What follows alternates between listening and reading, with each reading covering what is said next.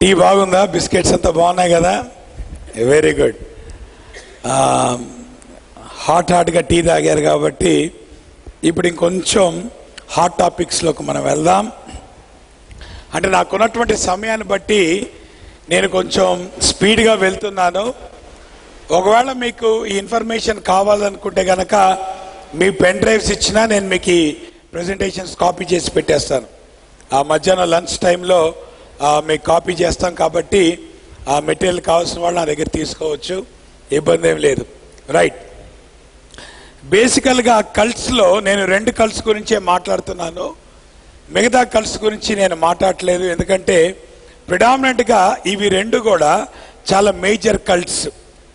మొట్టమొదటిది మార్మనిజం, మార్మన్స్ అంటారు, లేదంటే the church of Jesus Christ of the later day saints అంటారు, ఎల్డిఎస్ అంటారు, లేటర్ డే సెయింట్స్ అని. వాళ్ళే మార్మన్స్ అన్నమాట. ఫేమస్ మార్మన్స్ ఎవరు అని మీరు ఆలోచిస్తే గనక మిట్ రామనీ, అంటే మొన్న అమెరికాలో ఒబామాకి మీద పోటీ చేసినటువంటి అతను మిట్ రామనీ, హీఈస్ ఎ మార్మన్. ఎందుకంటే యూటా నుండి అతను వచ్చాడు. కొంచెం వాల్యూమ్ పెట్టండి సరిపోదు. యూటా అనేటువంటి ప్రాంతం సాల్ట్ లేక్ సిటీ అమెరికాలో ఉంది. అది యాక్చువల్గా ఈ మార్మనిజానికి జన్మస్థానం. సో ఆ ప్రాంతం నుండి వచ్చినటువంటి వాడు మిట్ రామనీ, అతను హీ వాజ్ ఎ మార్మన్. అంతేకాదు స్టీవెన్ కోవీ అని అతను ఇదివరకు చాలా కాలం క్రితం ఒక పుస్తకం రాశాడు, the 7 habits of highly effective people. So ఆ పుస్తకం చాలా ఫేమస్ బుక్. అతను కూడా he's a Mormon, Steven Covey. So కాబట్టి మీకు తెలిసినటువంటి ఇంకా చాలా మంది ఉన్నారు. కొంచెం ఫేమస్ పీపుల్ని మీకు నేను చూపిస్తున్నాను. అఫీషియల్ నేమ్ వచ్చేటప్పటికి the church of Jesus Christ of the later day saints అంటారు ఈ చర్చ్ వాళ్ళని. దీని ఫౌండర్ ఎవరు అంటే గనక జోసెఫ్ స్మిత్ జూనియర్ అనేటువంటి ఆయన. వరల్డ్ వైడ్ 13.2 మిలియన్ పీపుల్ ఉన్నారు వీళ్ళ యొక్క ఫాలోవర్స్, మార్మన్స్. తర్వాత యుఎస్లోనే ప్రధానంగా 6 మిలియన్స్ వీళ్ళు ఉన్నారు. ఎవరు? మార్మన్స్. అంత మాత్రమే కాదు, ఈ కల్ట్ చాలా ఇవాంజలిస్టిక్ కల్ట్. అంటే మనం ఎట్లాగైతే సువార్త ప్రకటిస్తున్నామో, మనం యేసు ప్రభు గురించి చెప్పడానికి మనం మిషనరీస్గా వెళ్తుంటే వాళ్ళు ఆ భిన్నమైనటువంటి బోధకి తాము అప్పగించుకొని దాన్ని ప్రకటించడానికి వాళ్ళు వెళ్తున్నారు. అందువల్ల ఆల్మోస్ట్ 40,000 మంది మిషనరీస్ ఉన్నారు ఈ మార్మన్స్కి. చాలా హైలీ ఇంటెలెక్చువల్ మిషనరీస్ ఒక 40,000 మంది ఇంకా పైపెచ్చే ఉన్నారు ఈ మార్మన్స్కి. కాబట్టి చాలా ప్రిడామినెంట్ కల్ట్ ఇది. వాళ్ళు ఫాలో అయ్యేటప్పుడు వాళ్ళకి ఇంకో బుక్ ఉంది. వాళ్ళు బైబిల్ని వాళ్ళు చదవరు, వాళ్ళు ఇంకో బుక్ దాన్ని చదువుతారు. దాన్ని బుక్ ఆఫ్ మార్మన్ అంటారు. ఆ బుక్ ఆఫ్ మార్మన్ అంటే మీకు కనబడేటువంటి ఆ పుస్తకం అదే, ద బుక్ ఆఫ్ మార్మన్. వీళ్ళ చరిత్ర ఏంటంటే జోసెఫ్ స్మిత్ అనేటువంటి ఆయన దీని ఫౌండరు. ఆయన చెప్పినటువంటి మాట ఏంటంటే సుమారు 600 సంవత్సరం క్రీస్తు పూర్వం ఒక ఆయన మొరోని అనేటువంటి, అంటే యేసు ప్రభు వారు ఆయన పునరుద్ధానం అయిన తర్వాత ఈ 2 తెగల వాళ్ళకి సువార్త ప్రకటించాడు. ఈ 2 తెగలు ఎప్పటి నుండి ఉన్నాయి? క్రీస్తు పూర్వం 600 బీసీ నుండి, క్రీస్తు పూర్వం 600 సంవత్సరం నుండి. ఆ తెగల నుండి ఒక అతను వచ్చాడు. అతని పేరు మార్మన్ అనేటువంటి అతని పేరు నెఫీలీకి చెందినటువంటి తెగ. అతను ఏం చేశాడంటే బుక్ ఆఫ్ మార్మన్ దీన్ని రాశాడు. ఇంత మీకు నేను చూపించాను కదా, అది గోల్డెన్ ప్లేట్స్ మీద దాన్ని రాసి అది నేలలో పాతిపెట్టాడు. పాతిపెట్టిన తర్వాత 1823 సంవత్సరంలో ఏంజెల్ మొరోని అనేటువంటి ఆయన ఈ మార్మన్ అనేటువంటి ఆయనకి కొడుగ్గా చెప్పుకునే అతను ఈ జోసెఫ్ స్మిత్కి కనబడి ఈ బంగారు పళ్ళాలు ఎక్కడున్నాయో ఆ ప్రాంతాన్ని చెబితే ఈయన వెళ్ళి అది తీసుకొచ్చి ఆ పుస్తకాన్ని ప్రచురం చేసినట్టు దాన్ని చెప్పుకుంటారు. ఆయన కళ్ళద్దాలతో, ఎటువంటి కళ్ళద్దాలతో రాశాడంటే, పాత నిబంధనలో ఊరీము తుమ్మీము అంటాం. ప్రధాన యాజకుని వస్త్రముల మీద ఉన్నటువంటి ప్లేట్స్ అవి ఊరీము తుమ్మీము అటువంటివి. వాటి ద్వారా దేవుని చిత్తాన్ని పాత నిబంధనలో వాళ్ళు కనుక్కునేటువంటి వాళ్ళు. సో ఆయన ఏమంటాడే, అటువంటి దాంతో చేయబడినటువంటి కళ్ళద్దాలతో ఈ పుస్తకాన్ని రాసిన తర్వాత ఈ మరోని అనేటువంటి అతను ఏం చేశాడంటే, ఆ గోల్డెన్ ప్లేట్స్ తీసుకొని పరలోకానికి వెళ్ళిపోయాడు. సో ఆ పుస్తకమే ఈ బుక్ ఆఫ్ మార్మన్ అనేటువంటిది, ఈ జోసెఫ్ స్మిత్ చెప్పేటువంటి కథ. 1843 సంవత్సరంలో ఈ జోసెఫ్ స్మిత్కి ఇంకొక దర్శనం వచ్చింది. ఆయనకు ఉన్నటువంటి భారం ఏంటంటే, ఈ సంఘాలు విస్తరించబడాలి కాబట్టి చాలామంది క్రైస్తవులు రావాలి అంటే దానికి ఉన్నటువంటి పద్ధతి ఏంటయ్యా అని అంటే, వాళ్ళు అనుకుంది బాగా పిల్లలు పుట్టాలి. అట్లా క్రైస్తవ పిల్లలు పుడితే గనక మొత్తం లోకమంతా క్రైస్తవుతో నింపబడిపోద్ది. కాబట్టి ఒక భార్య ఉంటే సరిపోదు, అనేక మంది భార్యలు కలిగి ఉండాలి. ఆ రకంగా అనేక మంది భార్యలు కలిగి ఉండటం వల్ల అనేక మంది పిల్లల్ని పుట్టడం ద్వారా లోకంలో క్రైస్తవులు నింపొచ్చు అనేటువంటి ఒక తప్పుడు బోధ చేసినటువంటి వాడు ఈ జోసెఫ్ స్మిత్. అతను వెంబడించే వాళ్ళు ఇన్ని కోట్ల మంది ఉన్నారు. ప్రపంచవ్యాప్తంగా ఈ సంఘాలు ఉన్నాయి. ఈ లేటర్ డే సైన్స్ అనేటువంటి సంఘాలు, LDS అంటారు షార్ట్కట్లో. వాళ్ళు ప్రధానంగా వాళ్ళు ఏమని నమ్ముతారు అని అంటే గనక, ఆదాము కూడా ఒక దేవుడే అంటారు. మనిషి దేవుడు, మీకు అర్థం కావటానికి సింపుల్గా చెప్తాను. మనిషి దేవుడు కావచ్చు అనేటువంటి సిద్ధాంతాన్ని నమ్ముతారు. ఈ రోజున ఆ మాటకు వస్తే న్యూ ఏజ్ మూవ్మెంట్ అనేటువంటిది ప్రారంభమైంది ఆ సిద్ధాంతం నుండి. నేను అద్వైతం ఫిలాసఫీ మీద నేను రీసెర్చ్ చేశాను. నా థీసిస్ ఉంది, 300 పేజీల పుస్తకం రాశాను అద్వైతం ఫిలాసఫీ మీద. నా PhD బుక్ అదే, రీసెర్చ్ బుక్ అదే నేను రాసింది. ఆ ఫిలాసఫీ అనేటువంటిది ఆది శంకరాచార్యుడు తీసుకొచ్చినటువంటి ఫిలాసఫీ, అహం బ్రహ్మోస్మి అనేటువంటి ఫిలాసఫీ. మనిషే దేవుడు, దాన్ని ఏమంటారంటే మోనిజం అని అంటారు. మోనిజం అంటే ఏంటంటే అల్టిమేట్ రియాలిటీ ఒకటే. ఆ అల్టిమేట్ రియాలిటీ సుప్రీం బీయింగ్ ఎవరంటే ఒక్కడే అని కూడా అంటారు వాళ్ళు, ఒక్కటే అంటారు. అదే బ్రహ్మము ఒక్కటే, పరబ్రహ్మం ఒక్కటే, పర అని పాడతారు హిందూస్. సో అది వాళ్ళు ఏం నమ్ముతారంటే, బ్రహ్మం ఎవరు అనంటే హీస్ అన్ ఇంపర్సనల్ ఫోర్స్. అయితే మనిషి దేవుడు అనేటువంటి విషయాన్ని తెలుసుకోవట్లేదు. ఎందుకు తెలుసుకోవట్లేదు? అతన్ని ఆవహించింది మాయ. సో మాయ వల్ల తాను దేవుడు అనేటువంటి విషయాన్ని తెలుసుకోలేకపోతున్నాడు మానవుడు. ఎప్పుడైతే ఆ మాయ తొలగించబడుతుందో అప్పుడు మనిషి గ్రహించేటువంటి విషయం తాను దేవుణ్ణి అనేటువంటి విషయం. మరి ఆ మాయ ఎట్లా తొలగించబడుద్ది అంటే, నువ్వు చేయాల్సింది yoga, transcendental meditation. So yoga చేయటం ద్వారా, ట్రాన్సెండెంటల్ మెడిటేషన్ చేయటం ద్వారా మనిషి దేవుడు కాగలడు. నేను ఒక మాట చెప్తున్నాను, నేను యోగా మీద కూడా నేను రీసెర్చ్ చేశాను. నేటి క్రైస్తవులు చాలామంది యోగా ఇదేదో ఒక ఎక్సర్సైజ్ అనుకుంటున్నారు. ఇది ఎక్సర్సైజ్ కాదు, it is basically a Hindu belief system. యోగాలో ఉన్నటువంటి ప్రతి ఎక్సర్సైజ్ కూడా వాళ్ళు ఏమని బిలీవ్ చేస్తారంటే, శరీరంలో 5 రకాల స్థానాలు ఉన్నాయి. ఆ స్థానాల్ని ఎప్పుడైతే ఈ ఎక్సర్సైజ్ ద్వారా ప్రేరేపిస్తారో అప్పుడు ఒక్కొక్క స్థానం ప్రేరేపించబడి ఆ 5 స్థానాలు కూడా ప్రేరేపించబడిన తర్వాత మనిషి దేవుడు అవుతాడు. కాబట్టి యోగా అంటే ఏదో ఒక ఎక్సర్సైజ్ అనుకోవద్దు. మీకు ఎప్పుడన్నా మీకు కావలిస్తే నేను హిందూయిజం మీద మాట్లాడతాను తర్వాత నెక్స్ట్ టైము. ఇవాళ హిందూయిజం నా టాపిక్ కాదు. But I just wanted to highlight ఏంటంటే, మనిషి దేవుడు అనేటువంటి సిద్ధాంతం నుండి వచ్చింది ఈ మార్మనిజం అనేటువంటిది. ఇప్పుడు చెప్పండి సింపుల్గా, దేవుని వాక్యం ఏమంటుంది? మనిషి దేవుడు అంటుందా? కాబట్టి ఈ సిద్ధాంతం కరెక్ట్ అంటారా తప్పు అంటారా? మీకు అర్థమవుతుందా? It's completely wrong. నేను అంటే దేవుడు మానవుడు చేశాడు. మానవుడు ఎవరంటే హీస్ అన్ ఎగ్జాల్టెడ్ బీయింగ్. దేవుని వాక్యం ఏం చెప్తుంది? మానవుడు పాపి అని అంటాడు. దేవుని వాక్యం చెప్పేది మానవుడు పాపి.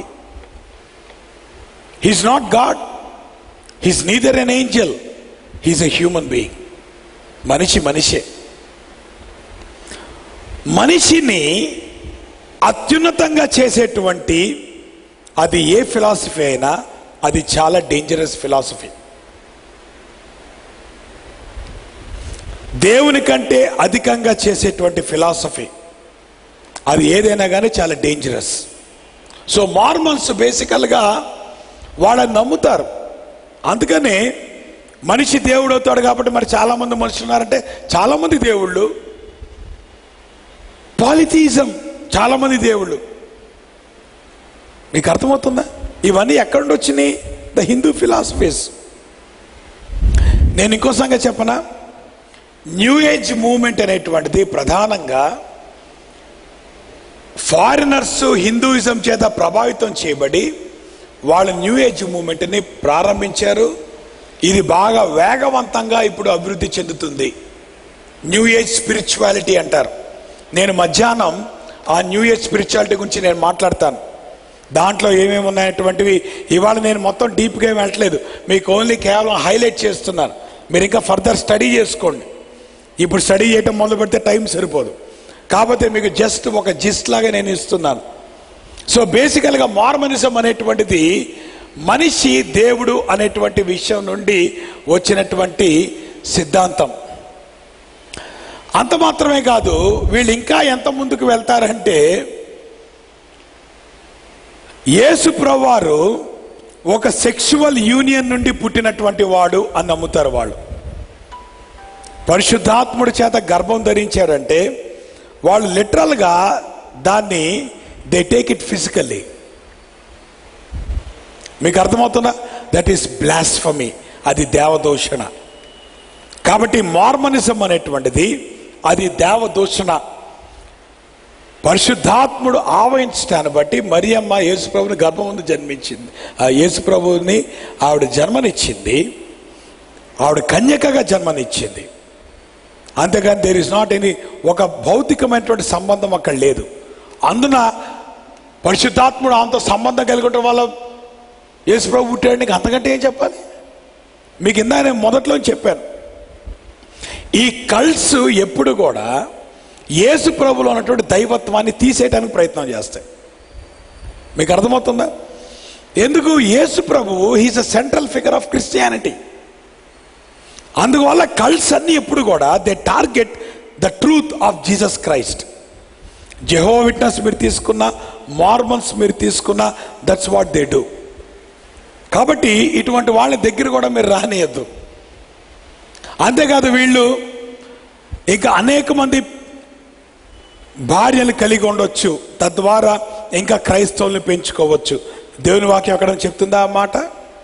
పాలిగమి అనేటువంటిది దేవుడు తీసుకొచ్చింది కాదు. దేవుడు ఒక్క ఆదాము ఒక్క అవని సృష్టించాడు. అవునంటారు కదంటారు? సో ఫ్యామిలీలో ఎవరున్నారు? See, God's design right from the beginning is one man and one woman. ఒక్క పురుషుడు ఒక్క స్త్రీ. అది దేవుని యొక్క డిజైన్. కల్చర్ దాన్ని వక్రీకరించింది. బహుభార్యాతత్వాన్ని దేవుని వాక్యం ఎప్పుడు ప్రోత్సాహపరచల. దాని యొక్క పర్యవసానాలు కూడా ఎదుర్కొన్నారు మన పితరులు, బహుభార్యను కలిగి ఉండటం వల్ల. బట్ దేవుని వాక్యం ఎప్పుడు అప్రూవ్ చేయలే. దేవుని వాక్యం ఒక్క ఆదాము ఒక్క హవ్వ, గాడ్స్ డిజైన్ ఫర్ మ్యారేజ్. అందువల్ల పాలిగమి అనేటువంటిది, బహుమంది భార్యను కలిగి ఉండటం అనేటువంటిది అది చాలా తప్పు. దేవుని వాక్యం ఎప్పుడు కూడా దాన్ని ప్రమోట్ చేయలేదు. సో వీళ్ళు దాన్ని ప్రమోట్ చేస్తారు. ఇది ఆల్రెడీ ఇది ఎందుకు కొన్ని రిపీట్ అయినట్టు ఉన్నాయి. తర్వాత మనం పరలోకమందున తండ్రి అని ఎవరినైతే అంటున్నామో ఆయన బేసికల్గా ఆయన కూడా రక్త మాంసాలు ఉన్నటువంటి ఒక వ్యక్తి అని నమ్ముతారు మార్మన్స్. అంటే యేసుక్రీస్తు యొక్క దైవత్వాన్ని వాళ్ళు పక్కన పెడతారు, తర్వాత తండ్రి యొక్క దైవత్వాన్ని కూడా వాళ్ళు తక్కువ చేస్తున్నారు.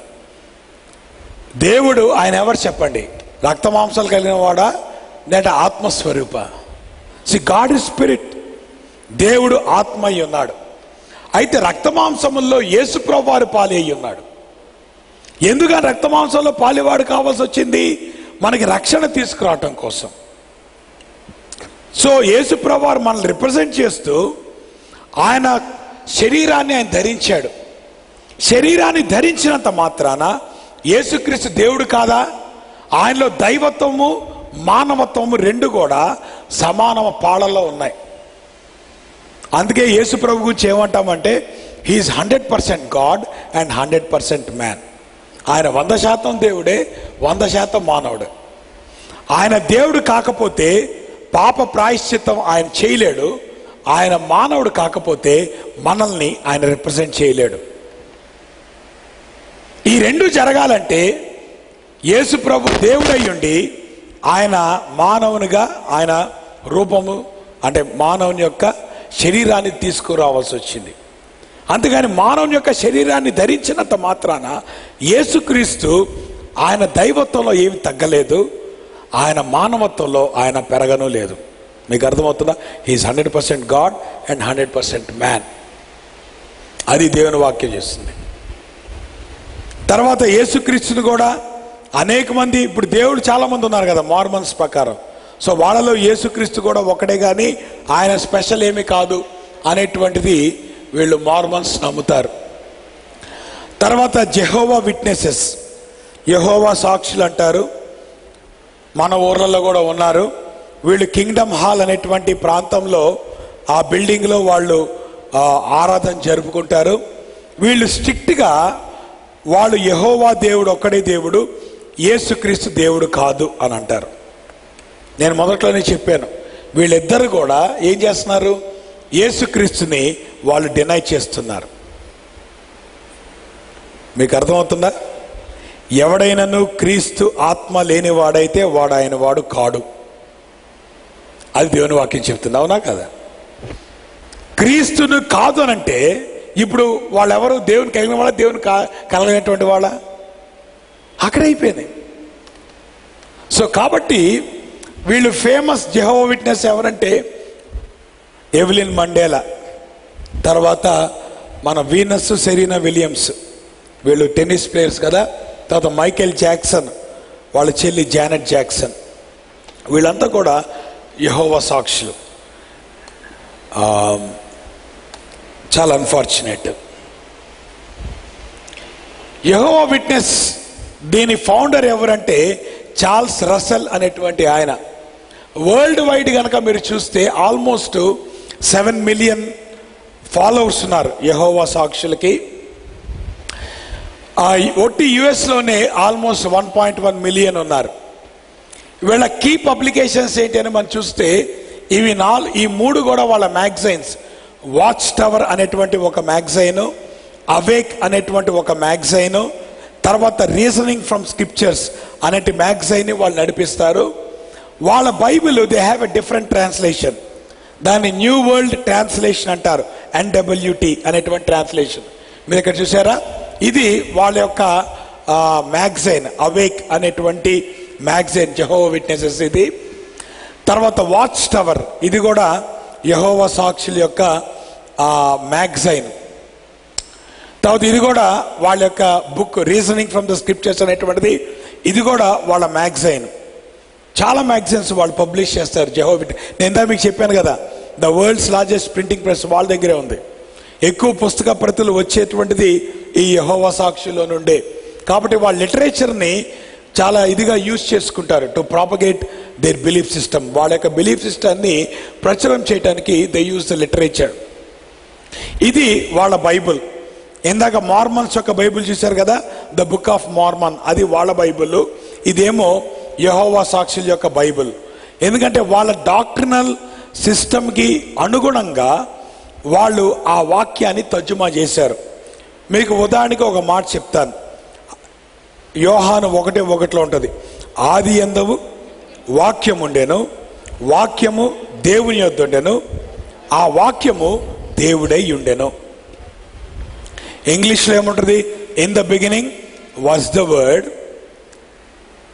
And the word was God కదా. Word was God. వాళ్ళ మధ్యలో ఏం చేరుస్తారంటే the word was a God అని చేరుస్తారు. మీకు అర్థమవుతుందా? సో ఈ న్యూ వర్డ్ ట్రాన్స్లేషన్లో వాళ్ళు అది చేరుస్తారు. గ్రీక్లో అది అసలు ఎక్కడ లేదు. నేను సంవత్సరం పాటు హీబ్రూ చదివాను, సంవత్సరం పాటు గ్రీక్ చదివాను. అర్థమవుతుందా? మాకు పిహెచ్డీలో అది మస్ట్, గ్రీక్ అండ్ హీబ్రూ చదవటం.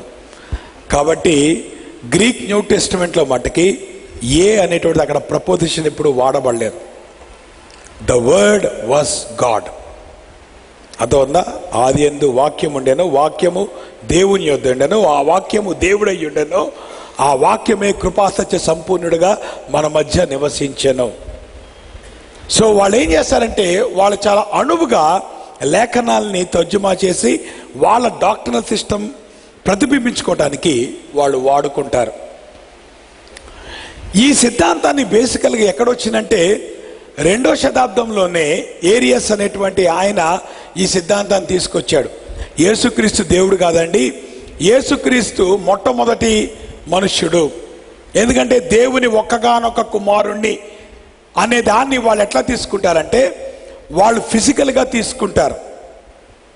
మీకు అర్థమవుతుందా? దేవుని ఓన్లీ బిగాటెన్ సన్, ఆయన కుమారత్వాన్ని వాళ్ళు ఫిజికల్గా తీసుకొని దేవునికి కుమారులు ఉండటం ఏంటండి? దేవుడు ఒక్కడే, స్ట్రిక్ట్గా యెహోవా దేవుడు ఒక్కడే దేవుడు. యేసుక్రీస్తు కూడా ఆయన చేత సృష్టించబడినటువంటి మొట్టమొదటి కుమారుడు. నిజానికి గాడ్స్ ఓన్లీ బిగాటెన్ సన్ అంటున్నప్పుడు అద్వితీయ కుమారుడు అని ఉంటుంది దేవుని యొక్క వాక్యంలో. ఓన్లీ బిగాటెన్ సన్ అంటే ఏ దేవుడు కలగజేసిన కుమారుడు అని కాదు అర్థం, దేవుడు హక్కు ఇచ్చిన కుమారుడు అని అర్థం. మీకు అర్థమవుతుందా? కుమారత్వం అనేటువంటి హక్కుని ఇచ్చినటువంటి వాడు యేసుక్రీస్తు.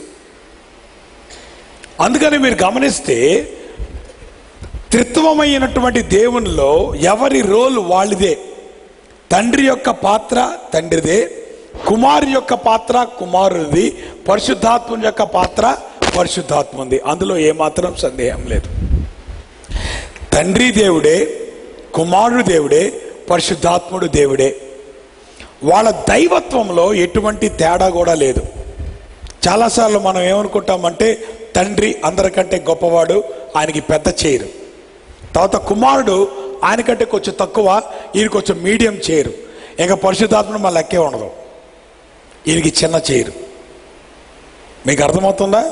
There is no hierarchy in God. God హెడ్లో హైరార్కీ అనేటువంటిది లేదు. తండ్రి దేవుడే, కుమారుడు దేవుడే, పరిశుద్ధాత్ముడు దేవుడే.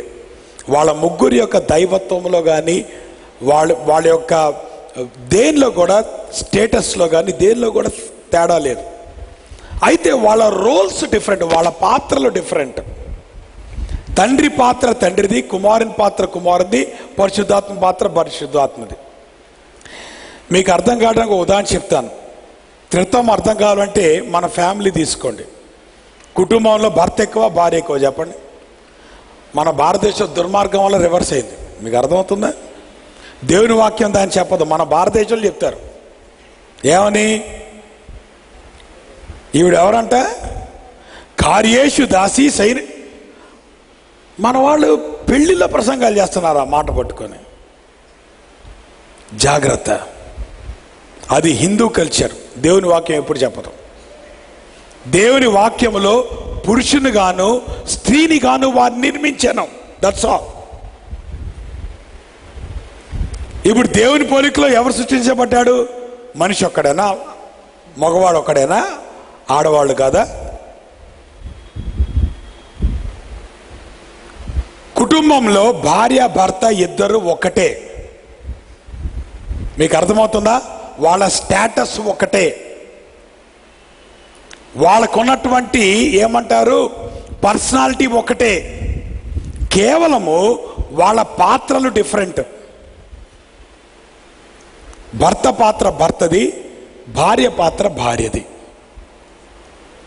రోల్స్లోనే డిఫరెన్స్, స్టేటస్లో డిఫరెన్స్ లేదు. కాబట్టి భార్యను చూసి నీకేం చేత కాదు, నోరు మూసుకొని కూర్చో అనొద్దు. మగవాళ్ళారా, దేవుని వాక్యం దాన్ని హర్షించదు. భార్యకి కూడా విలువ ఇవ్వాలి, భార్యకి స్థానం ఇవ్వాలి. దేవుని యొక్క ఎకానమీలో ఫ్యామిలీ అనేటువంటిది ఒక టీం. టీంలో ఒకళ్ళొకళ్ళకంటే గొప్పవాళ్ళు కాదు, ఎవరి పని వాళ్ళు చేయాల్సిందే. It's a team work.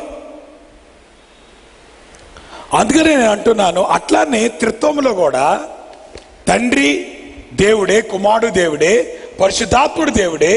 వాళ్ళ దైవత్వంలో కానీ వాళ్ళ హోదాలో కానీ ఎటువంటి తేడా లేదు. కేవలము వాళ్ళ పాత్రలు డిఫరెంట్. తండ్రి పాత్ర వేరు, కుమారుని పాత్ర వేరు, పరిశుద్ధాత్మని పాత్ర వేరు. That's all. ప్రస్తుతానికి మీరు అది జ్ఞాపకం ఉంచుకుంటే చాలు. సో అదే థియాలజీని కుమారుడు తండ్రి కంటే తక్కువ అనేటువంటి దాన్ని ఏరియస్ అనేటువంటి ఆయన ప్రతిపాదిస్తే, దాన్ని తిరిగి ఉనికిలోకి తీసుకొచ్చిన వాడు ఈ చార్ల్స్ రసెల్ అనేటువంటి వ్యక్తి. సో అతను ఈ యెహోవా సాక్షులు అనేటువంటి దీన్ని ఆయన స్థాపించాడు. వాళ్ళ యొక్క బిలీఫ్ సిస్టంలో మెయిన్ ఏంటంటే క్రైస్ట్ ఈజ్ నాట్ గాడ్. యేసు ప్రభు దేవుడు కాదు, ఆయన మొట్టమొదటిగా సృజించబడినటువంటి వాడు. దేవుని వాక్యం ఎక్కడ చెప్పదు అది. యేసు ప్రభు దేవుడే. అందుకనే యేసు ప్రభువుని ప్రజలు ఆరాధిస్తున్నప్పుడు యేసు ప్రభు అడ్డం పడలేదు, వద్దు అని అనలేదు. దేవదూతల్ని ప్రజలు ఆరాధించేటువంటి క్రమం, వాళ్ళు ఆరాధించకపోతే వద్దు వద్దు అని అన్నారు. పాత నిబంధనలో చాలా క్లియర్గా మనం చూస్తాం. ఈ లోకంలో ఆరాధన అనేటువంటిది కేవలం దేవునికి మాత్రమే చెందుద్ది. కాబట్టి యేసు ప్రభు ఆరాధన స్వీకరించాడు, తండ్రి ఆరాధన స్వీకరించాడు, పరిశుద్ధాత్ముడు ఆరాధన స్వీకరించాడు. కాబట్టి వాళ్ళ దైవత్వంలో తేడా ఏమి లేదు. అర్థమవుతుందా? అందువల్ల బేసిక్ డాక్ట్రిన్, దేవుడు త్రిత్వమై ఉన్నాడు, త్రియేక దేవుడు. త్రియేక దేవుడు అనేటువంటి మాట బైబిల్లో ఉందా? బైబిల్లో లేదు. కానీ దేవుడు త్రియేక దేవుడు అనేటువంటి విషయం దేవుని వాక్యంలో స్పష్టంగా అది రివీల్ చేయబడింది. దాన్నే ప్రోగ్రెసివ్ రెవల్యూషన్ అంటారు. పాత నిబంధనలో తండ్రి ఆయన తను తాను రివీల్ చేసుకున్నాడు.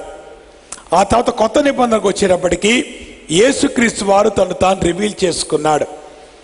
తర్వాత యేసుక్రీస్తు వారు పైకి వెళ్తున్నప్పుడు ఆయన అన్నాడు, నేను వెళ్తే గానీ మీ కొరకు ఆదరణకర్త రాడు, పరిశుద్ధాత్ముడిని ఆయన తను తాను రివీల్ చేసుకున్నాడు.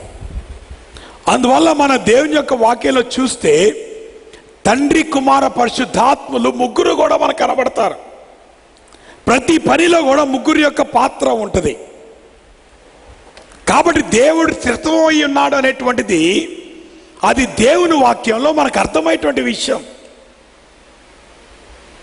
కుమారుని అంగీకరించిన వాడు, చెప్పండి, అంగీకరించిన వాడు పరలోకానికి వెళ్తాడా? నువ్వు కుమారుని పక్కన పెడితే నువ్వు పరలోకానికి వెళ్తావా?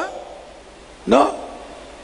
సో కాబట్టి బేసికల్గా వీళ్ళు యేసు ప్రభు యొక్క దైవత్వాన్ని, పరిశుద్ధాత్మ యొక్క దైవత్వాన్ని, అందుకని మన ఇంగ్లీష్ బైబిల్స్లో హోలీ స్పిరిట్ అన్నప్పుడు క్యాపిటల్ లెటర్స్ ఉంటాయి, క్యాపిటల్ హెచ్, క్యాపిటల్ ఎస్.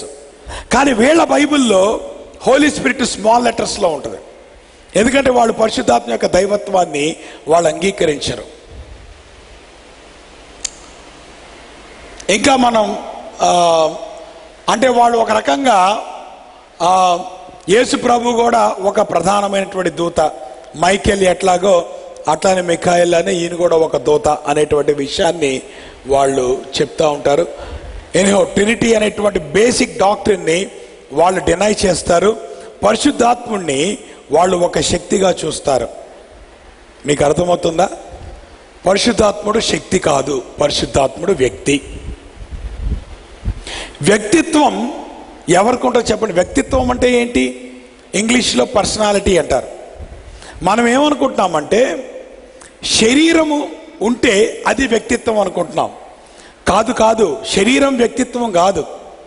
ఒక వ్యక్తి కావాలంటే పర్సనాలిటీ అని దేనంటారంటే మైండ్, విల్లు, ఇమోషన్స్ ఉన్నటువంటి వాళ్ళని వ్యక్తులు అని అంటారు.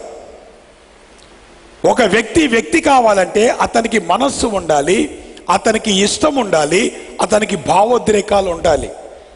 మీకు అర్థమవుతుందా?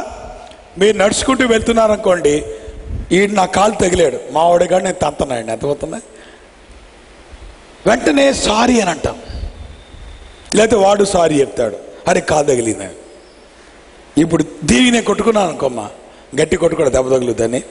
ఇప్పుడు నాకు సారీ చెప్పుద్దా? చెప్పదు. ఎందుకు? దాని వ్యక్తిత్వం లేదు. వ్యక్తిత్వము ఉండాలంటే 3 ఉండాలి కాంపోనెంట్స్. మైండ్ ఉండాలి, విల్ ఉండాలి, ఇమోషన్స్ ఉండాలి. అందువల్ల పర్సనాలిటీ అనేటువంటిది దేవునిలో ఉంది, తర్వాత మానవుల్లో ఉంది వ్యక్తిత్వం అనేటువంటిది. పరిశుద్ధాత్ముడిని వాళ్ళు శక్తిలాగా చూస్తారు, శక్తికి వ్యక్తిత్వం ఉండదు. మీకు అర్థం కావడానికి ఈ ఎలక్ట్రిసిటీ ఉందనుకోండి అమ్మా, అదేంటి electricity? It's a power, it's a force. మీరు స్విచ్ చేస్తే ఫ్యాన్ తిరగాల్సిందే. మీరు స్విచ్ చేయగానే ఫ్యాన్ కాదండి ఇప్పుడు నేను తిరగలేండి, ఇప్పుడు నా మూడ్ లేదు, ఒక గంట తర్వాత రండి అని అనదా? అనదు. ఎందుకు? దానికి వ్యక్తిత్వం లేదు. ఎందుకంటే అది ఒక ఫోర్స్. పరిశుద్ధాత్ముడు ఒక ఫోర్స్ కాదు, ఆయన వ్యక్తి. చాలాసార్లు అందుకే ఆత్మ నా మీద వచ్చింది, దిగింది అని అంటారు. జాగ్రత్త, ఆ మాటలు మార్చుకోండి. ఆయన దిగటానికి ఆయన ఒక శక్తి ఏం కాదు, హీజ్ ఎ పర్సన్. అందుకే దేవుని వాక్యాలు ఎక్కడ కూడా ఏమనుంది? ఆయనని మీరు దుఃఖపరచకూడనుంది. He has emotions. పరిశుద్ధాత్ముడు, ఆయనకి వ్యక్తిత్వం ఉంది, ఆయనకి దైవత్వం ఉంది. కాబట్టి ఇటువంటి విషయాల్లో ట్రినిటీని డినై చేసిన ఆ వ్యక్తికి సాల్వేషన్ లేదు. పరిశుద్ధాత్ముని యొక్క వ్యక్తిత్వాన్ని వాళ్ళు డినై చేస్తారు, జెహోవా విట్నెస్. అంత మాత్రమే కాదు, వీళ్ళకి అష్యూరెన్స్ ఆఫ్ సాల్వేషన్ లేదు. ఈరోజు క్రైస్తవుల్లో కూడా ఇదే అంటున్నారు. ఏమనంటే చివరిదాకా బాగా బ్రతికితే పరలోకానికి వెళ్తాం. ఎవరు చెప్పారు? దేవుని వాక్యం ఏముంది? రోమిలికి రాసిన పత్రిక 10:9లో ప్రభువైన యేసు క్రీస్తుని నీ హృదయమందు విశ్వసించి నీ నోటితో నువ్వు ఒప్పుకునే ఎడల నువ్వు రక్షించబడతావు. దాని పక్కన నువ్వు బాగా ఉంటే నువ్వు రక్షించబడతావు అన్న దేవుని వాక్యం. ఒక వ్యక్తి రక్షించబడాలంటే బేసికల్గా యేసుక్రీస్తుని ఒప్పుకోవాలి, నమ్మాలి. That's all. దానికి ఏది కూడా యాడ్ చేయొద్దు. కాబట్టి ఇప్పుడు చెప్పండి, టెక్నికల్గా ఎవరైతే యేసు ప్రభువునందు ఉన్నారో, యేసు ప్రభువుని అంగీకరించారో వాళ్ళు పరలోకానికి వెళ్తారా, పరలోకానికి వెళ్ళారా? ఆలోచించండి. పరలోకానికి వెళ్తారా, పరలోకానికి వెళ్ళారా? మరి ఇంకోసారి ఆలోచించండి. ఏమ్మా, వాడు మరణములో నుండి జీవములోనికి దాటి ఉన్నారు అనుందా, దాటతారు అనుందా? నిత్య జీవం అనుగ్రహిస్తాడు అనుందా, అనుగ్రహించను అనుందా? దేవుడు ఎప్పుడు కూడా భవిష్యత్తుని పాస్ట్లో చూసేటువంటి వాడు. మీకు అర్థమవుతుందా? పరలోకానికి వెళ్తారు కాదు, ఆల్రెడీ పరలోకంలో ఉన్నాం. టెక్నికల్గా పరలోకంలో ఉన్నాం, కాకపోతే ఇంకా పరలోకానికి ఫిజికల్గా వెళ్ళలేదు, అంతే తేడా. మీకు అర్థం ఇంకో ఉదాహరణ చెప్తాను. హైదరాబాద్ వెళ్ళాలనుకో అమ్మా, రిజర్వేషన్ చేసుకున్నారు. 10 రోజుల ముందు రిజర్వేషన్ చేసుకున్నారు. మొత్తం బర్త్ అంతా కన్ఫామ్ అయిపోయింది. ఇప్పుడు టెక్నికల్గా హైదరాబాద్ వెళ్ళారా లేదా చెప్పండి. టెక్నికల్గా మీ చేతిలో ఏముందమ్మా? టికెట్ ఉందా? మీరు రిజర్వేషన్ చేసుకున్నాడు, టెక్నికల్గా మీరు హైదరాబాద్లో ఉన్నారు కాదు, ఫిజికల్గా హైదరాబాద్ 10 రోజుల తర్వాత వెళ్తారు. అంతేగాని 10వ రోజున అమ్మాయి వాళ్ళ హైదరాబాద్ వెళ్ళగలం లేదు అని మీరు అనుకోరు. ఎందుకు? మీరు ఏమనుకున్నారు? నేను వెళ్ళిపోతానండి, టికెట్ నా చేతిలో ఉందే. మరి పరలోకం గురించి అనుమానాలు ఎందుకు? ఎవరైతే యేసు ప్రభువునందు విశ్వాసం ఉంచారో వాళ్ళు పరలోకంలో ఆల్రెడీ ఉన్నారు. దేవుడు ఉంటారనలా. ఆయన ఎప్పుడు కూడా భవిష్యత్తుని పాస్ట్లో మాట్లాడేటువంటి వాడు. ఏమా యేసుప్రభు పుట్టకముందే యేసుప్రభు దేవుడు ఏమన్నాడు? మనకి కుమారుడు అనుగ్రహించబడేను, ఏలనగా మన కుమారుడు పుట్టాడు. అప్పటికి యేసుప్రభు వారు భవిష్యత్తులో జరగబోయేదాన్ని దేవుడు ఎప్పుడు కూడా గతంలో చెప్తాడు. ఎందుకంటే టెక్నికల్గా ఆయన పుట్టినట్టే. ఆ మాటకు వస్తే మనం ఎప్పుడు పుట్టాం చెప్పండి? జగత్తు పునాది వేయకపోవడకుందే క్రీస్తులో ఆయన మిమ్మల్ని ఏర్పరచుకొనెను. మనం రక్షించబడ్డామంటే ఏదో మనం నమ్ముకున్న తర్వాత రక్షించబడ్డాను కాదు.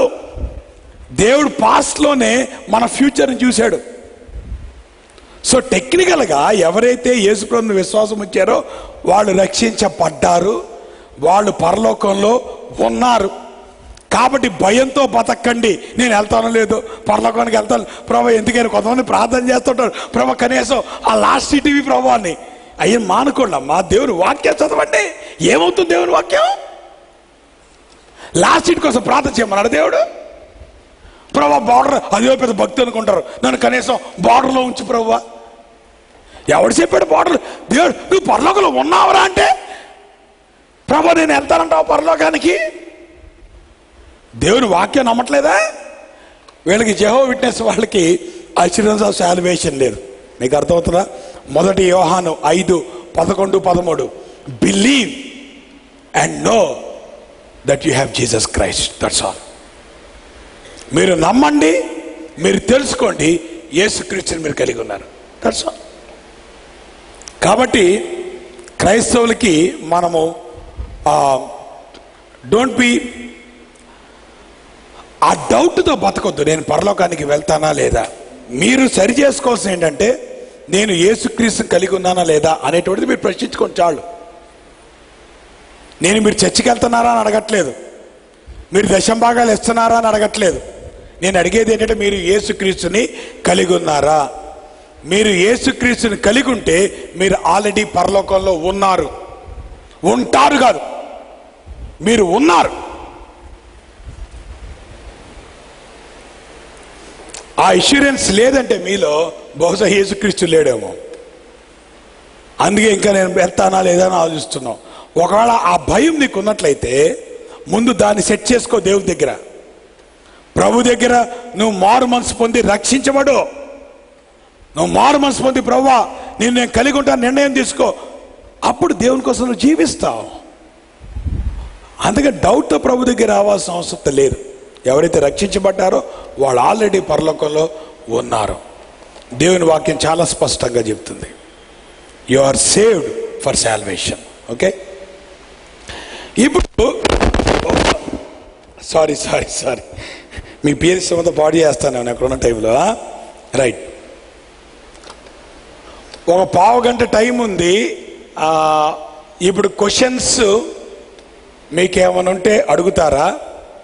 లేదంటే మధ్యాహ్నం మళ్ళీ మీరు భోజనం అయిన తర్వాత మీరు వెళ్ళిపోతారా? మీరు చెప్పండి, ఉంటారా వెళ్ళిపోతారా? ఉంటారు కదా. మీరు ఉంటారంటే మధ్యాహ్నం క్వశ్చన్స్ అడుగుతాను. వెళ్ళిపోతున్నాడు ముందే చెప్తారా? ఏమో నా తెలియదు, అదే మీకు దేవునికి తెలిసి అమ్మా. అయితే మధ్యాహ్నం క్వశ్చన్స్ అడుగుతాం. నేను ఈ ప్రాస్పరిటీ థియాలజీ గురించి కూడా కొద్దిగా మాట్లాడాలనుకుంటున్నాను. నేడు మీరు టీవీలు ఆన్ చేస్తే ప్రధానంగా చాలామంది కనబడుతున్నారు. వాళ్ళు బోధించేటువంటి బోధలు ఏంటి అనేటువంటిది మీరు జాగ్రత్తగా పరిశీలించండి. నేడు టీవీల్లో కానీ బయట మీటింగ్స్లో కానీ ప్రధానంగా కనబడుతుంటే ఇది ద గాస్పెల్ ఆఫ్ గ్రీడ్ అంటున్నాం, అత్యాశకు సంబంధించిన బోధ. వీళ్ళు ఏమంటారంటే, నువ్వు గనక యేసు ప్రభుని కలిగి ఉంటే ఫిజికల్గా ఆ ఆశీర్వాదాన్ని మేము చూడాలి. నువ్వు ఆశీర్వదించబడలేదంటే నువ్వు యేసుక్రీస్తుని కలిగి ఉండలేదు. మీకు అర్థమవుతుందా? సో ఇటువంటి వాళ్ళు బెంచ్ కారులో మాత్రమే తిరుగుతారు, కోట్ల రూపాయల విలువైనటువంటి ఇళ్లలో బతుకుతారు. ఎక్కడవుతాళ్ళగా డబ్బు అంతా? పిచ్చోళ్ళ మీరు పంపిస్తున్నారు చూడు, ఆ డబ్బే. ఏమో అర్థమవుతుందా? వాళ్ళంటారే మా డబ్బులు పంపించండి మీరు ఆశ్రయించబడితే, ఈ డబ్బులు పంపిస్తున్నారు. వాళ్ళు ఏం చేస్తున్నారు? బెంజ్ కారులోను బిఎండబ్ల్యూలోను తిరుగుతా విశాలమైన భవంతులో జీవిస్తున్నారు. నా మాట నమ్మకపోతే మీరు చూడండి, ఆన్లైన్లోకి వెళ్ళి చూడండి, వాళ్ళ వెబ్సైట్లోకి వెళ్ళి చూడండి ఎంత డబ్బు వస్తుందో వాళ్ళకి. ఎందుకంటే they are highlighting the money aspect. ఇప్పుడు దేవుని వాక్యాల్లో మీరు చెప్పండి అమ్మా, ఒక వ్యక్తి విశ్వాసి అంటానికి రుజువు అతనికి అన్నీ కూడా మంచిగా జరగటమా? యేసుప్రభుని తీసుకోండి. యేసుప్రభు ఎన్ని కోట్ల ఆస్తి సంపాదించాడు? పోనీ యేసుప్రభు శిష్యులను చూసుకోండి, వాళ్ళేమన్నా ఆస్తులు సంపాదించారా? పోనీ వాళ్ళు ఏమన్నా డబ్బు గురించి హైలైట్ చేశారా? మరి ఈరోజు ఎక్కడ వస్తున్నాయి ఈ బోధలు? ఇక క్రైస్తవుడు అనేటువంటి వాడికి ఇంకా అన్ని ఆశీర్వాదాలే, మీకు శ్రమలు లేవు అంటుంటే యేసుప్రభు వారు ఏమన్నాడు? నన్ను వెంబడించేవాడు తన సిలువను ఎత్తుకొని వెంబడించాలి అన్నాడు లేదా ఆయన? అంటే నువ్వు దేన్ని తీసివేస్తున్నావు? క్రైస్తవ్యంలోండి సిలువను తీసేస్తున్నావు. సిలువ అనేటువంటిది పార్ట్ ఆఫ్ యేసుప్రభు టీచింగ్ కదా. యేసుప్రభు సిలువ గురించి బోధించలేదా? ఆ మాటకు వస్తే ఆయన సిలువ మీద ఎక్కలేదా? మరి ఎందుకు సిలువను తీసేస్తున్నావు? ఎందుకు శ్రమలు తీసేస్తున్నావు? క్రైస్తవులకి శ్రమలు లేవా? ఇప్పుడు ఆ విషయాన్ని మనం చూసుకోబోతున్నాం. వీళ్ళు ప్రధానంగా ఏమంటారంటే, నువ్వు యేసు ప్రభు నమ్ముకుంటే నీకు అన్నీ వచ్చేస్తాయి. నీకు దేవుడు ఇల్లు ఇస్తాడు, నీకు కార్లు ఇస్తాడు, నీకు ఉద్యోగం ఇస్తాడు, నీకు అప్పులే ఉండవు. ఒక ఆయన అంటున్నాడు నీకు బ్యాంకు లోన్లు కూడా ఉండవు అంటున్నాడు.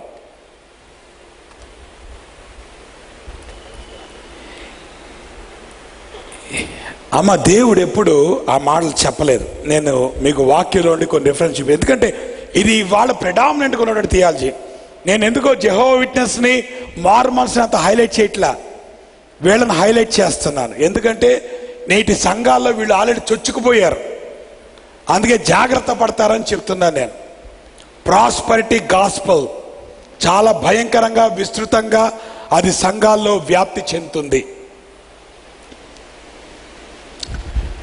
అంటే మెటీరియల్ ప్రాస్పరిటీ అనేటువంటిది మనం కూడా మన తెలియక అంటాం తెలుసా. దేవుడు నన్ను చాలా ఆశీర్వదించాడు బ్రదరు, నాకు మంచి గవర్నమెంట్ ఉద్యోగం ఉంది, నాకు మంచి ఫ్యామిలీ ఉంది, నాకు సొంత ఇల్లు ఉంది, నా పిల్లలు బాగా సెటిల్ అయ్యారు, అంతకంటే ఏం కావాలి బ్రదరు? అంటే నీకు డబ్బులు ఉండటం దేవుని ఆశీర్వాదమా? డబ్బులు లేకపోతే దేవుని ఆశీర్వాదం లేదా? కొండల్లో ఇల్లు లేకుండా సేవ చేస్తున్నారు, వాళ్ళకి ఆశీర్వాదం లేదా? చిన్న పల్లెటూరులో విశ్వాసులు ప్రభు కోసం జీవిస్తున్నారు, వాళ్ళకి ఆశీర్వాదం లేదా? నీ డెఫినేషన్ ప్రకారం ఆశీర్వాదం ఎవరికి ఉంది? ఇవన్నీ ఉన్నవాడికా? దేవుని వాక్యం ఎక్కడ చెప్పింది అన్నమాట? ఎక్కడి వచ్చింది బోధ? వాళ్ళని మీరు నమ్మటం కూర్చొని. బేసికల్గా the word of faith movement, faith formula, word of faith, ఇవన్నీ కూడా పాజిటివ్ కన్ఫెషన్. వీళ్ళందరూ కూడా మీరు టీవీలో చూశారు, నేను వాళ్ళ గురించి ఏం చెప్పక్కర్లేదు. వాళ్ళ మీద నాకేమీ కోపము ఉద్రేకమేం లేదమ్మా. ఎప్పుడైనా దేవుని వాక్యాన్ని భిన్నంగా వస్తేనే పట్టుకుంటాం, అంతేగాని వ్యక్తిగతంగా వాళ్ళ మీద మాకేమి ద్వేషాలు ఏమి లేవు, అర్థమవుతుందా? కానీ వాళ్ళ బోధల మట్టుకి జాగ్రత్త అని చెప్తున్నాను. ఈయన ఉన్నాడు ఓరల్ రాబర్ట్స్, ఈయన యాక్చువల్గా ఆద్యుడు, ఈ ప్రాస్పరిటీ గాస్పెల్ స్టార్ట్ చేసినటువంటి వాడు ఈయనే, ఓరల్ రాబర్ట్స్. ఈయన అన్నాడు, దేవుడు నాకు చూపించాడండి, ఒక 20 అంతస్తుల భవనాన్ని దేవుడు నిర్మించమన్నాడు. జనాలు డబ్బులు ఎట్టా పంపించాడో పంపించారు. 20 అంతస్తుల భవనాన్ని నిర్మించి ఈ రోజు దాన్ని ఏం చేశారు తెలుసా?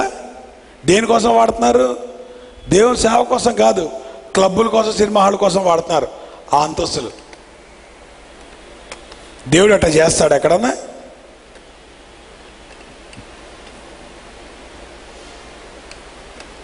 వ్యక్తిగతంగా నేను బిల్డింగ్లకి వ్యతిరేకం కాదమ్మా, అర్థమవుతుందా? మేము కూడా బిల్డింగ్లు కడుతున్నాం, దేవుని సేవ కడుతున్నాం.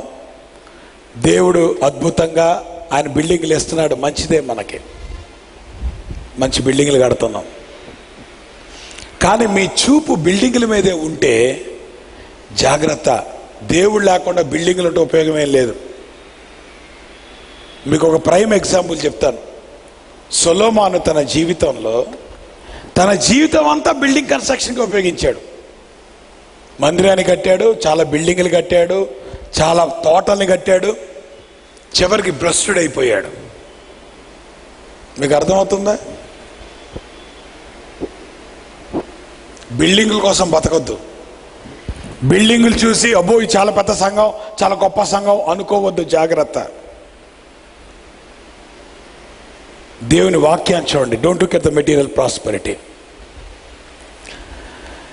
క్యాన్సర్ రీసెర్చ్ కోసం ఆయన బిల్డింగ్ కట్టించి చివరికి ఏం చేశాడు? దాన్ని అమ్మేసుకున్నాడు. దీనికంతా డబ్బులు ఎవరు ఇచ్చారు? క్రైస్తవులే. ఎందుకంటే మన క్రైస్తవులకి స్కీములు కావాలి. ఏమ్మా, అర్థమవుతుందా?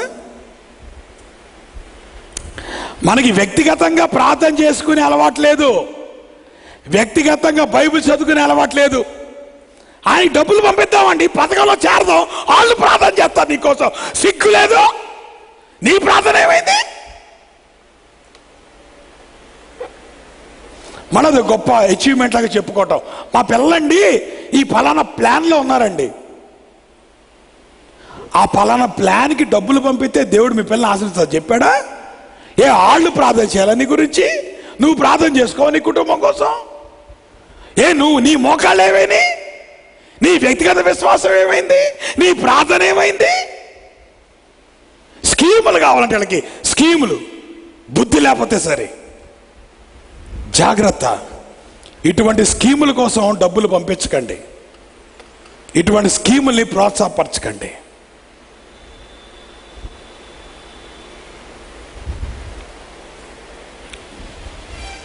రాబర్ట్ టిల్టన్ అనేటువంటి ఈయన కూడా ఒక ప్రాస్పరిటీ గాస్పల్ ప్రీచర్. ఈయన అన్నాడు, పేదవాళ్ళు మీరు డబ్బులు పంపించండి, మీరు ధనవంతులు అయిపోతారన్నాడు. చాలామంది డబ్బులు పంపించారు. ఇప్పుడు ధనవంతుడు ఎవరయ్యారు? పంపించిన వాళ్ళు కాదు, ఈయన ధనవంతుడు అయ్యాడు. వీళ్ళు మటుకి ఎకరాల్లో స్థలాలు కొంటున్నారు, ఎకరాల్లో బిల్డింగ్లు కంటున్నారు. మన పైపెచ్చండి దేవుడు మమ్మల్ని ఆశీర్వదించాడండి.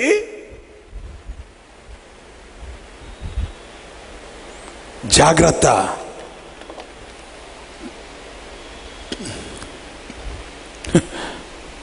ఒక ఆవిడ ఈయనకి చాలా నమ్మకంగా డబ్బులు పంపించేదంట. వాళ్ళ భర్త కోసం. వాళ్ళ భర్త క్యాన్సర్తో ఉన్నాడు, ప్రార్థన చేస్తే మన వాళ్ళు అంతే కదా, మనకి మన ప్రార్థన మీద నమ్మకం ఉండదు. ఆయన వచ్చి చెయ్యాలి, ఆయన వచ్చి నూనె రాయాలి, ఆయన వచ్చి ఏం చేయాలి? ఆయన పార్ట్నర్ ప్లాన్లో నువ్వు చేరితే అప్పుడు ఏం చేయాలి? వాళ్ళు ప్రార్థన చేస్తారు నీ గురించి.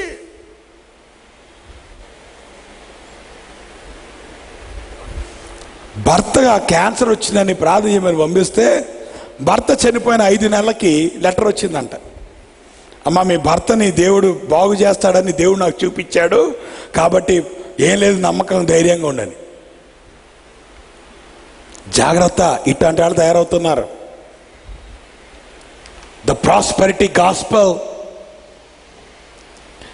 ఈయన ముందుకెళ్ళి అన్నాడు, పేదరికం అనేటువంటిది నరకం నుండి వస్తుంది అన్నాడు. వాళ్ళ రైటింగ్స్ మీరు చదవండి, వాళ్ళ పుస్తకాలు మీరు చదవండి. ఇదంతా నేను మీకు కింద ఫుట్ నోట్తో సహా ఇస్తున్నాను, ఎక్కడెక్కడ వాళ్ళు ఈ మాటలు మాట్లాడనేటువంటిది. మీకు అర్థమవుతుందా? ప్రైజ్ ఎ థాన్ అనేటువంటి TBN రికార్డెడ్ ప్రోగ్రాంలో ఆయన మాట్లాడాడు. ఆదాముకి దేవుడు అన్నిటి మీద అధికారాన్ని ఇచ్చాడు, కాబట్టి క్రైస్తవులు డబ్బులు కలిగి ఉండాలి. పేదరికం ఉండటానికి వీల్లేదు క్రైస్తవుల్లో. దేవుని వాక్యం దాని గురించి ఎప్పుడు చెప్పలేదే. మీరు కనుక డబ్బులు ఇవ్వకపోతే మీరు అపవాది సంబంధులు, మళ్ళీ భయపెట్టం ఒకటి, డబ్బులు పంపించరేమో అని.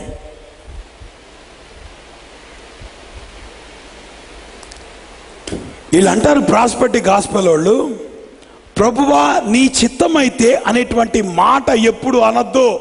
నువ్వు ఆశీర్వదించబడటం దేవుని చిత్తం కాబట్టి డిమాండ్ చేయటరు వీళ్ళు. దేవుని డిమాండ్ చేసేటువంటి మొనగాళ్ళు అయిపోయారు వీళ్ళు. డిమాండ్ చేయాలంట దేవుణ్ణి. యాకోబు రాసిన పత్రికలో యాకోబు ఏమన్నాడమ్మా?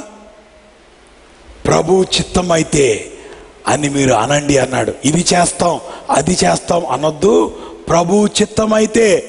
వీళ్ళు ఏమంటున్నారు? ప్రభు చిత్తం అయితే అని మాట అనొద్దు. అది ప్రభు చిత్తమే. మీకు డబ్బులు రావటం ప్రభు చిత్తమే కాబట్టి మీకు డబ్బులు పంపించండి, ప్రభు మీకు డబ్బులు ఇస్తాడు, అది ఆయన చిత్తమే. దేవుని వాక్యం ఎప్పుడు అంటలేదు. క్రైస్తవులు అనేటువంటి వాళ్ళకి రోగాలు రావటానికి వీలు లేదంట. నేను ఒక సంగతి చెప్పనా? నీకు రోగం వచ్చింది, ప్రభు ఆయన స్వస్థపరచగలగాడు, అందులో ఏమాత్రం డౌట్ లేదు. సరే, స్వస్థపరిచిన తర్వాత మళ్ళా రోగం రాదని గ్యారంటీ అని ఉందా? ఎందుకు? అందరూ చచ్చిపోవాల్సిందేగా. పోనీ రోగాన్ని దేవుడు స్వస్థపరిచిన తర్వాత నువ్వు ఎలకాలం ఈ భూమి బతుకుతావా?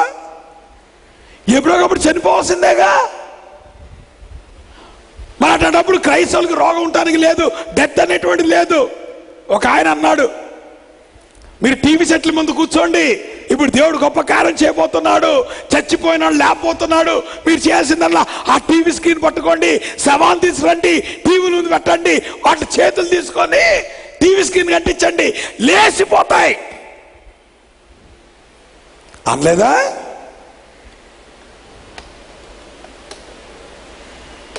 జాగ్రత్త. దేవుని మాట చెప్పండి, మనం చెప్పొద్దు. ప్రజల్ని మోసంలో పడేయొద్దు. వీళ్ళు ఏమంటారు? ఈయన ప్రొక్లైమ్ చేసుకున్నాడు, నేను కూడా చిన్న దేవుణ్ణి అని. క్రైస్తవులంతా చిన్న దేవుడు అని. ఐఎమ్ ఎ లిటిల్ మెస్సయా అన్నాడు.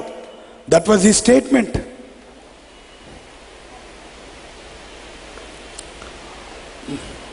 ఒక ఇంటర్వ్యూలో ఆయన అన్నాడు, the teaching on prosperity has gone too far. Prosperity gospel చాలా ఎక్కువగా వ్యాప్తి చెందింది. ఇట్ హ్యాస్ బికమ్ సెల్ఫిష్ అని అన్నాడు. ఐ ఫీల్ టెరిబుల్ దట్ ఒకప్పుడు మెటీరియల్ మీద నేను ఎక్కువ ఎంఫసిస్ పెట్టాను అని ఆయన తను ఒప్పుకున్నాడు.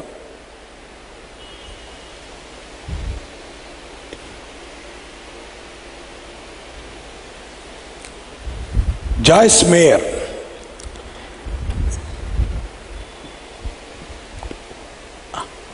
ఆవిడేమంటుందంటే, యేసుప్రభువు వారు శిలువ మీద ఆయన దేవుడిగా ఉండటం ఆగిపోయింది అని చెప్పుద్ది ఆవిడ.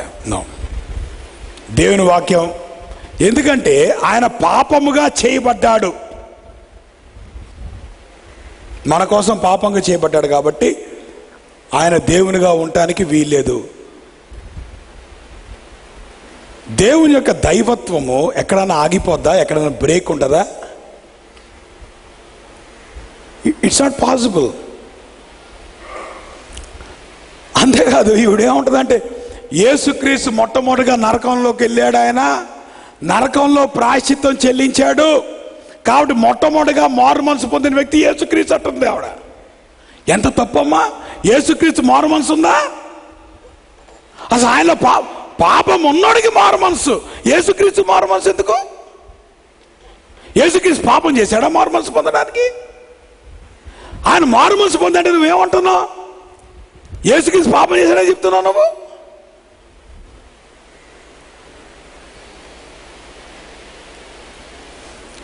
యేసుప్రభు అంట నరకంలోకి వెళ్ళి ప్రాయశ్చిత్తం చెల్లించాడంట పాపాలకి.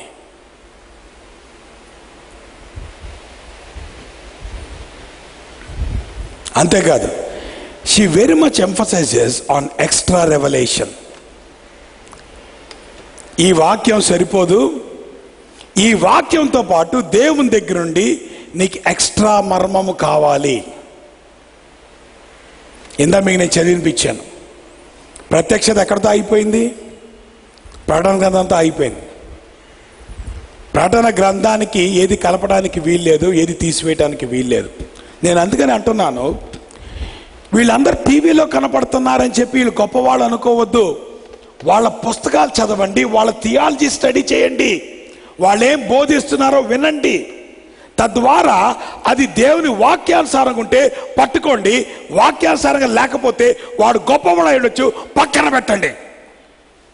దేవుని కంటే గొప్పవాళ్ళు ఎవరు లేరు. ఏమో పౌలు గారు బోధ చేస్తుంటే బెర్యా క్రైస్తవులు ఏం చేశారు? అసలు బైబిల్ రాసిన ఆయన పౌలు గారు, ఆయన బోధ చేస్తుంటే వాళ్ళు లేఖనాలు తీసి అవి అలా ఉన్నాయో లేదో అని పరిశీలించారు. మరి ఏమైపోయారమ్మా నేను బెర్యా క్రైస్తవులు ఎక్కడున్నారు ఇప్పుడు? ఏది బోధించారు నమ్మేయటమేనా? ఏ దేవుని వాక్యం మీ చేతిలో లేదా?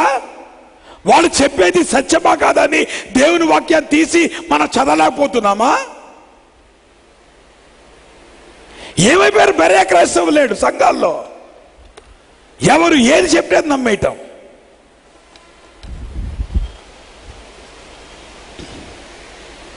రాడ్ పార్స్లీ వీళ్ళంతా కూడా ప్రాస్పెక్ట్గా, జాన్ హ్యాగీ అసలు అంటాడు, అరే బాబు అసలు డబ్బులు ఇవ్వాల్సిందే, ఎందుకంటే దేవుని యొక్క పర్వ్యూలో ఫిక్స్డ్ ఇన్కమ్ లేదు. నువ్వు ఎంత డబ్బు ఇస్తే దేవుడు అంత ఆశీర్వదిస్తాడు నిన్ను. క్లెఫ్లో డాలర్, డబ్బు లేకపోతే మనశ్శాంతి లేదంటాడు ఈయన, డబ్బులి కొంచెం మనశ్శాంతి వస్తా అంటాడు ఈయన. టీడీ జేక్స్, నువ్వు $100 నీకు $1000 ఇస్తాడు దేవుడు 10 రెట్లు. ఇస్సాకు యొక్క పంటని దేవుడు ఆశీర్వదించాడు. ఏమ్మా సరే, ఇస్సాకు యొక్క పంటని ఆశీర్వదించినప్పుడు దానికి డబ్బుకి సంబంధం ఏంటి? అది పంట, ఇది డబ్బు. ఇస్సాకు యొక్క పంటని దేవుడు ఆశీర్వదించాడు 100 అంతలుగా. కాబట్టి నువ్వు నాకు కనుక $100 ఇస్తే 100 × 100 నీకు ఎంత వస్తుంది? 10,000 వస్తుంది అనగానే వీళ్ళు $100 పంపించేయటం. అందుకే దీని ద గాస్పెల్ ఆఫ్ గ్రీడ్. జాగ్రత్త ఇటువంటి బోధల విషయంలో.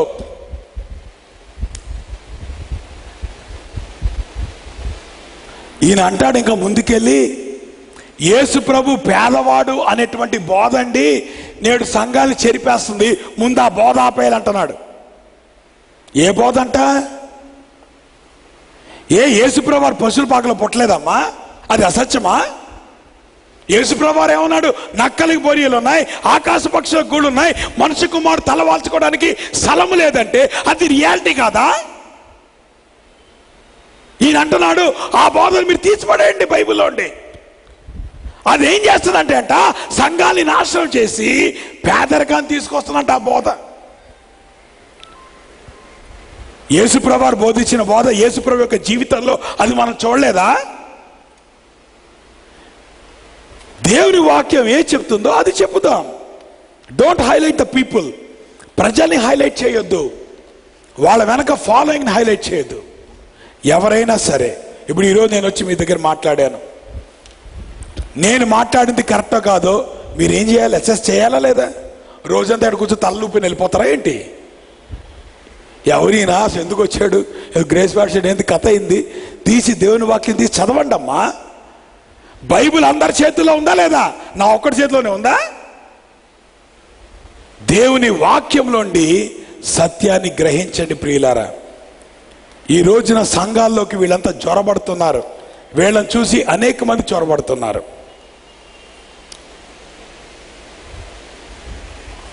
మార్కు సువార్త ఏముందమ్మా అక్కడ 10వ అధ్యాయం 29-30 వచనాలు ఒకసారి చదవండి. మీరు ఈ రెఫరెన్సెస్ రాసుకోండి. ఇప్పుడు టైం లేదు, ఆల్రెడీ 1:15 టైం అయిపోయింది. భోజనం రెడీ అయిపోయిందా?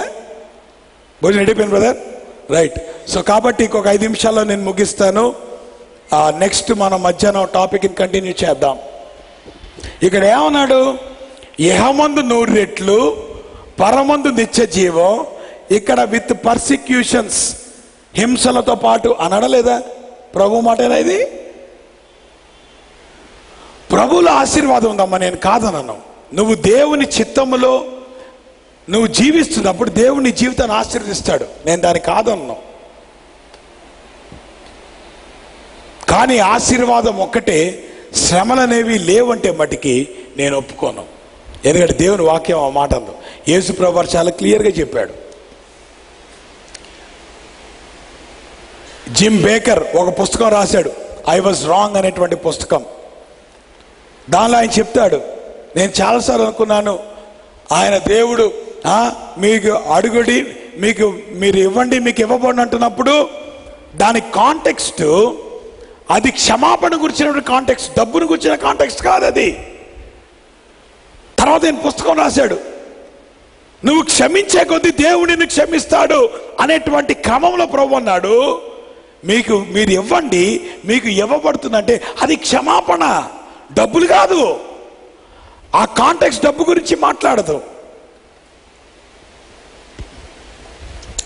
2 పేతురు 2వ అధ్యాయం 1-3 వచనాలు, there will be false teachers among you, వాళ్ళు మిమ్మల్ని డిస్ట్రాయ్ చేస్తారు, and many will follow their destructive ways, అనేక మంది వాళ్ళు వెంబడిస్తారు. వాళ్ళకి పాపులారిటీ తక్కువ ఉండదు, ఫాలోయింగ్ తక్కువ ఉండదు. అది చూసి మోసపోవద్దు. దేవుని వాక్యం చూడండి. నేను ఒకటే అంటున్నాను, వీళ్ళందరూ నేను పర్సనల్గా నేనేమి అంటలేదు. మీరు దేవుని వాక్యాన్ని చూడండి, దేవుని వాక్యంలో సత్యాన్ని మీరు గ్రహించండి. వాళ్ళ ఫాలోయింగ్ వాళ్ళ పాపులారిటీ చూసి పిచ్చిగా నమ్మద్దు వాళ్ళని. ఏమన్నా అక్కడ వాళ్ళు అధికమైన మోసం చేత వాళ్ళని ఎక్స్ప్లాయిట్ చేస్తారు, తమ మాటల చేత మిమ్మల్ని లోపరుచుకుంటారు. జాగ్రత్త. వాళ్ళు బిలాము చేసిన బోధనలు చేస్తారమ్మా. బిలాము ఏం చేశాడు? డబ్బు ఇస్తానంటే దేవుని ప్రజల్ని శపించడానికి ముందు వెళ్ళాడు బిలాము. అట్లా డబ్బు కోసం ఏదైనా చేస్తారు వాళ్ళు. బిలాము బోధనలు అనుసరించేటువంటి వాళ్ళు, బిలాము బోధనలు చేసేటువంటి వాళ్ళు. జాగ్రత్త. దైవత్వాన్ని లాభసాధకంగా చూసుకుంటున్నారు. మీకు అర్థమవుతుందమ్మా? అన్ఫార్చునేట్గా నేను చెప్తున్నాను, ఈ రోజుల్లో సంఘాలు పరిచర్యలు బిజినెస్ సెంటర్స్ అయిపోతున్నాయి. దేవునికి స్థానం లేదు మన జీవితాల్లో. It's all a business enterprise. హిందువులు బయట ఏమంటున్నారు తెలుసా? అరే ఈ డబ్బులు కావాలంటే చక్కగా చేతి సంచి పెట్టుకో, పాస్టర్కి వెళ్తే సరిపోదు, డబ్బులు వచ్చేത്തേడికి.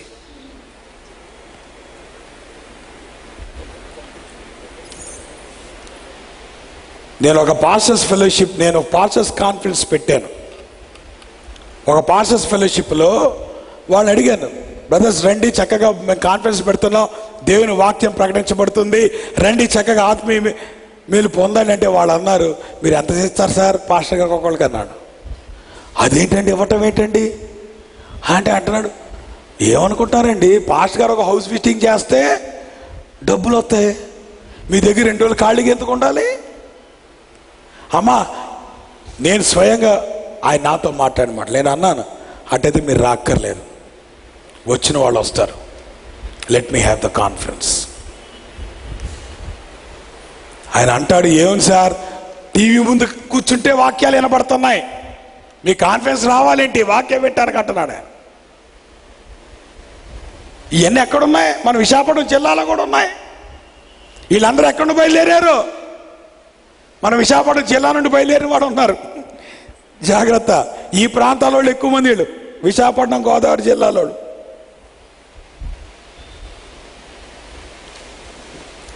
పౌలు గారు అంటున్నాడు, I know how to be content.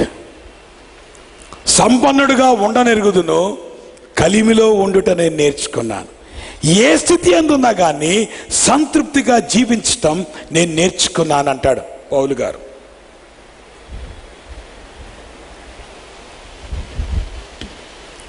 The love of the money is the root of all kinds of evil. కొంతమంది దీని నుండి తొలగిపోయిన వాళ్ళు ఉన్నారు. ఇవన్నీ దేవుని వాక్యం చెప్పాడు మాట అమ్మా. 1 తిమోతి 6:5-10 ఇవన్నీ మీరు చదువుకోండి. యేసు ప్రభువు అన్నాడు 9వ అధ్యాయంలో, ఎవరైనా నన్ను వెంబడించగానే వాడు తన సిలువను ఎత్తుకొని వెంబడించాలి. తన ప్రాణమును పోగొట్టుకొని వాడే యేసు ప్రభువు వారికి కావాలి. నీ ప్రాణాన్ని నువ్వు రక్షించుకుంటావా, నీ ప్రాణాన్ని పోగొట్టుకుంటావా? నీ ప్రాణాన్ని నువ్వు ప్రభు కోసం పోగొట్టుకున్నట్లయితే నువ్వు నిత్య జీవితంలో నువ్వు సంపాదించుకున్నటువంటి వాడు. ఈ మాటలను ఎవరు చెప్పారు? యేసు ప్రభు వారు స్వయాన చెప్పితే ఆ మాటలు ఎందుకు మారుస్తున్నాం మనం?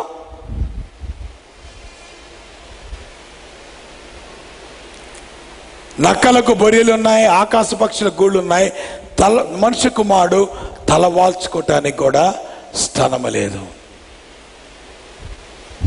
ఇవన్నీ కూడా temporary things, but eternal is what belongs to God.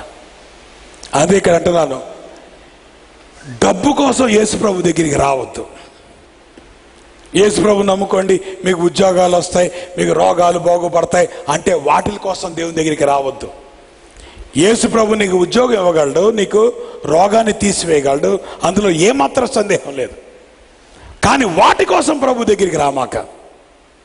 యేసుప్రభు ఏమన్నాడు, ఒకడు లోకమంతయు సంపాదించుకొని తన ప్రాణమును పోగొట్టుకొని ఎళ్ళా వానికి ఏమి లాభం? మన జీవితంలో కావాల్సింది ప్రభువుని కలిగి ఉంటాం, ప్రభువుని వెంబడించుతాం. కోరికల కోసం ప్రభు దగ్గరికి రావద్దు, చాలా డేంజరస్. నువ్వు ఏ స్థితిలో ఉన్నావో ఆ స్థితిలో సంతృప్తిగా ఉంటావు నేర్చుకో. పౌలు గారు అదే మాట అన్నాడు. దేని ఎందుకు దృష్టి పెడదాం? నిత్యత్వమైన విషయాల గురించి దృష్టి పెడదాం. Don't go after temporary things. డబ్బు చెప్పండి, శాశ్వతం అశాశ్వతమా? మనకు తెలుసు, తెలియక కాదు, కానీ అయ్యే మనం చేస్తున్నాం.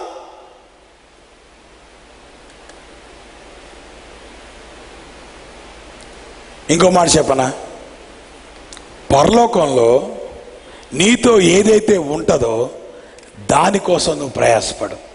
చెప్పండి, మీ డబ్బు పరలోకంలో ఉంటుందా? మీ ఇళ్ళు పరలోకంలో ఉంటాయా? మీ ఉద్యోగాలు పరలోకంలో ఉంటాయా? మరి వాటి కోసం ఎందుకు ప్రయాసపడుతున్నారు అంతక? వాటి కోసం ఇంకా ప్రేయర్ పాయింట్స్ అడిగితే చాలు వచ్చేస్తాయి లిస్టులో. పాస్టర్ గారు అది ప్రార్థన చేయండి, ప్రార్థన చేయొద్దని అంటలేదమ్మా, ఇక అదేనా జీవితం? నేను సేవలోకి వచ్చి 12 సంవత్సరాలు అయింది. 14 సంవత్సరాలు అయింది. ఇంకా నేను 2012 అనుకున్నాను. 14 సంవత్సరాలు అయింది. ఈ 14 సంవత్సరాల్లో నేను చాలా ప్రేయర్ పాయింట్స్ చూశాను. ఎక్కడ కూడా పాస్టర్ గారు నేను ఆత్మీయంగా ఇదిగో నాకు ఈ ప్రాబ్లం ఉంది, నాకు ప్రార్థన చేయండి, ఈ ప్రాబ్లం బయటపడాలనుకుంటున్నాను అనే ప్రేయర్ పాయింట్ నేను ఎక్కువ చూడలేదు. కొన్నిసార్లు చూశాను. మెజారిటీ ప్రేయర్ రిక్వెస్ట్ ఏంటంటే మా అమ్మాయికి పెళ్లి కావాలి, మా అబ్బాయికి మంచి కట్నం రావాలి.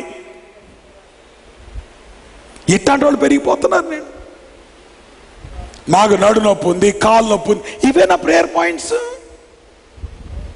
నేను ఆత్మీయంగా దేవులో ఎదగాలి, ఏది? దేవుని వాక్యం బాగా చదవాలండి, ఏది ఆ ప్రేయర్ పాయింట్? రోజుకి 10 నిమిషాలు ప్రార్థన చేయలేకపోతాను, బాగా ప్రార్థన చేయాలి, ఏదా point? Let us focus on the eternal. ఇంకోటి కూడా అంటున్నాను, అమ్మా డబ్బు కలిగి ఉంటాం దేవుని ఆశీర్వాదం అనుకోవద్దు. డబ్బు కలిగి ఉన్నా కలిగి ఉండకపోయినా దేవుని యొక్క ఆశీర్వాదం మనకు ఉంటుంది. ఎందుకు? క్రీస్తులో మనకు ఆశీర్వాదం ఉంది, డబ్బులో లేదు ఆశీర్వాదం. అటువంటి భ్రమల నుండి బయటికి రండి. నీ పొరుగువాంది ఏది ఆశించద్దు, నీ పొరుగువాంది ఏది ఆశించద్దు, వాని డబ్బు ఆశించద్దు, ఏది ఆశించద్దు. ప్రార్థన చేయి, నీకు డబ్బు కావాలో ప్రార్థన చేయి, ఉద్యోగం కావాలో ప్రార్థన చేయి. అందుకని ఇటువంటి వాటికి మీరు చేయొద్దు. మీరు డబ్బు ఇచ్చేది దేనికోసం ఇస్తారంటే దేవుని పరిచర్య అభివృద్ధి చెందడం కోసం డబ్బులు ఇవ్వండి. అంతేగాని డబ్బులు రావటం కోసం డబ్బులు ఇవ్వకండి. ఎలా పంపిస్తే మనకి ఇంకా డబ్బులు వస్తాయనుకుని డబ్బులు ఇవ్వకండి. మీరు డబ్బుల్ని పోగొట్టుకుంటారు, దేవుణ్ణి పోగొట్టుకుంటారు. జాగ్రత్త ఇటువంటి వాటిని మీరు వెళ్తే. ప్రార్థన చేసుకుందాం. మధ్యాహ్నం మళ్ళీ కంటిన్యూ చేస్తాను. నేను మధ్యాహ్నం ఇంకొక సెషన్ తీసుకున్న తర్వాత నేను యోధా పత్రికలోండి కొన్ని విషయాలు మీ గమనాన్ని తీసుకొస్తాను. న్యూ ఏజ్ మూవ్మెంట్ గురించి నేను మధ్యాహ్నం మాట్లాడతాను. దీంట్లో కూడా కొన్ని ఉన్నాయి మన క్రైస్తవులు